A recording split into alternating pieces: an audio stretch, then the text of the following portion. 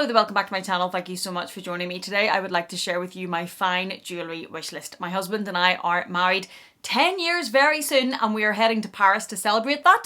And I think rather than another handbag to add to the collection, I would like to add a very special piece of jewellery to mark that occasion. And number one on my list is something that's been on my wish list for quite some time, and it is the Coco Crush Chanel ring in the yellow gold with diamonds. I've actually tried to purchase this on a number of occasions, but I want to wear it on this finger. If you can see at the moment, I have my eternity ring here, which is the ring that we purchased whenever we had our first son. And I have two Ana Luisa rings here, which I wear basically every day. I would like to add a fine jewellery ring to add to this finger, but I have big fingers. And on this finger, I need either a size 58 or a size 59, which is rather large. And anytime I have tried to buy this ring from Chanel, I can't get my size. So it's still on my radar. I think it's beautiful. I think in the yellow gold with the diamonds in the middle, it's a very, very stunning piece. And I think it's the type of style I would like to add to this finger. But so far I haven't been able to, but it remains high on my wish list because I think it is stunning. Number two is another ring that I am very seriously considering to add for this finger, and it is the Juste Clou ring from Cartier. The ring that basically looks like a nail head. Now I can already tell you that my husband is not going to like this ring, but I very much do. I like it in the yellow gold, which starts at £1,260. But I also like it in the half diamond, which is where you have the diamonds around the nail head and on the tip. And I think for this finger, that would be a little bit edgy. I think it would be pretty cool. I think it would fit my style. And that's another ring that I am very seriously considering and is number two on my wish list. It's something when we go to Paris, I definitely want to try and see. And I want to put it on. I want to see how it looks on my finger. And that's something that's high up on my anniversary present potential wish list, if that is such a thing, but definitely that one comes in high. And at number three, I'm probably not going to say this correctly and somebody is going to correct me, but this is the Chaumet, C-H-A-U-M-E-T, Chaumet Jeuxde Liens Harmony in small in the necklace, and it is £2,250. I only came across this brand and I only came across this necklace when I was researching this video and looking for anniversary pieces and things that I might like to add for anniversary, because it is our 10-year anniversary and I am a sentimental Sally. We all know this. I am very, very sentimental. I want to add a piece that I'm going to wear all the time, and I want to add a piece that when I look at it, this is what I think of our 10-year wedding anniversary, and it's special to me. And I have been spending a lot of time on the internet looking at different jewellery brands and different pieces that I might add for this occasion, and that's how I came across this one, and I think it's absolutely beautiful. At number four, I also really, really want to add the solar cuff from Ideal. Now this video is not sponsored by Ideal, but I have obviously worked with Ideal in the past. I love their jewellery. I wear their jewellery basically every day. I wear a lot of their necklaces. I wear their earrings, and I think their jewellery is stunning. It does allow to add fine jewellery, lab-grown diamonds at a much more affordable price, and I really love the solar cuff. I think this is really dramatic. I do have the power cuff, which I wear on the top of my ear regularly. The only time I don't wear it is where I'm having a period where my migraines are quite bad, like I'm having now. I don't wear any earrings whenever that's happening, but the solar cuff I think is so dramatic. It is a piece that you would add here and it would come up your ear and add on here, and it's diamonds right along the piece. So as this would go along this loop, it's all diamond, and I think it's so dramatic, and I think it's a moment, and I really, really want to add it. It is £995, which for the amount of diamond on it and the look of it, I think is a fair price, and this is definitely high up my wish list. As I say, this is not sponsored. I just genuinely love their jewellery. I do have a link for Ideal and a discount code for Ideal, which I will leave in the description box in case anybody else is looking at any Ideal pieces. And coming in at number five is Bulgari. Now, I don't know if I'm saying that correctly. I think some people say Bulgari and some people say Bulgari, but I could have given you a whole wish list of Bulgari jewellery. Only there is no point me including things on this wish list that are coming in at £30,000, £40,000, £50,000, because they're just not pieces that are accessible for me at this stage. I am not going to spend that amount of money on a piece of fine jewellery or on a handbag or on anything that I would be adding for my anniversary. But oh my goodness, do they have some exceptionally stunning pieces of jewellery if you have the budget for them. But one that I am going to include, this is probably very high on what I would be spending for our anniversary, but it's stunning. And it is the Bulgari fiorever? Only it is spelled F-I-O-R-E-V-E-R.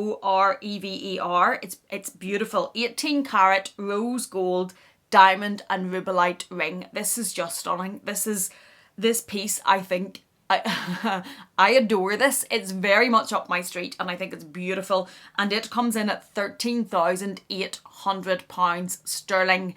That is a huge amount of money and probably prices me out of this at this stage and prices me out a lot of the Bulgari pieces that I have been looking at. But I think this was stunning and I wanted to add it into this video because I basically just wanted to talk about it and show you it, because the rubellite against the diamond is that beautiful that it called to me. Although the price went a million go away, but I think it's beautiful and that's why I wanted to include it at number 5. Coming in at number 6 is a much more affordable piece of jewellery, and these are the Liberty 14 karat gold Roxanne First blue ombre oval hoop earrings, coming in at £895. As fine jewellery goes, we probably just went from one end of the scale, although the scale goes a lot higher, to the other end of the scale. But I think these are beautiful, and it was the colours in these, the way these were put together, that really stood out to me, and I think they're very, very striking and stunning. And at £895, that is a lot of money, but for these earrings, I actually think that's probably okay and an acceptable price, and I think these are striking and something that I could very much see myself wearing. Number 7, and this comes about because when I fell in love with the diamond and rubellite Bulgari ring, I went looking on the internet to see if there were any other types of versions of this or the colours or pieces that would maybe scratch that itch, but we all know how that goes when you try to buy something that is at a lesser price than the thing that you actually love. You probably still love the thing that you actually love. But I did find this Babette Wasserman, I'm not sure if I'm saying that correctly, ruby and diamond eternity ring, and I think this is beautiful. It's the ruby, the colour, I suppose we're not all shocked, are we? But adding that colour into this ring I just thought was very, very beautiful, and it comes in at £1,714.17. That must be a conversion, but I think it's beautiful. And I also think that an option would be, because rubellite has definitely got my attention, I think it's a stunning, semi-precious stone that could work into a ring very beautifully, although I don't think it's as hard as a diamond that you wouldn't be able to wear and use and abuse every single day. But I do think another option would be to approach our local jeweller, where we have bought all of these basically from, and to ask him whether or not they could find a stone and make a piece of jewellery. It probably would still be cheaper than what the Bulgari version of the ring would be, and that's something that is on my mind. Maybe not for right now. I think if you were going to take that step, I probably would have to have quite a healthy budget to make sure you get what you want if you're going to have the piece and the stone looked for. I do think that that's something jewellers can offer, and I do think that that is an option. Number 8, and I have added this very loosely as a category kind of on its own, and it is a watch. Now I'm torn between this because where is my watch? I forgot to put my watch on. Now that I actually have my watch. This is a Michael Kors watch that my mum bought me for my 40th birthday. Probably in the region of about £200 or £250, but I absolutely love it.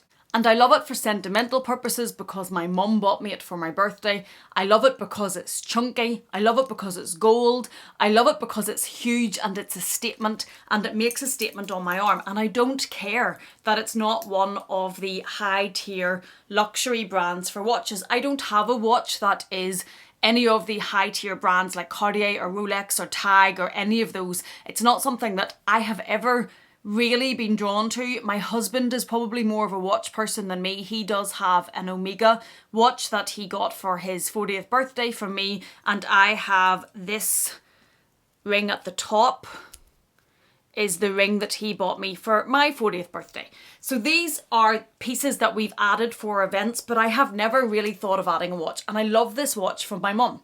And another problem with watches and me adding one at a fine jewellery type level, although it's kind of on my mind because I do think it's a forever piece, is I only like big, massive, chunky, heavy watches that are this sort of size. And if you're going to buy one of the watches that is Rolex or Omega or Tag or Cartier or any of those brands, in a watch that's going to be big enough in a size that I'm going to be happy with, it's going to cost an absolute fortune. I am never going to be drawn to a fine or dainty watch. A watch that is 34 or 36, say, in the face, which is how they're measured, is not going to appeal to me because it's going to look too small.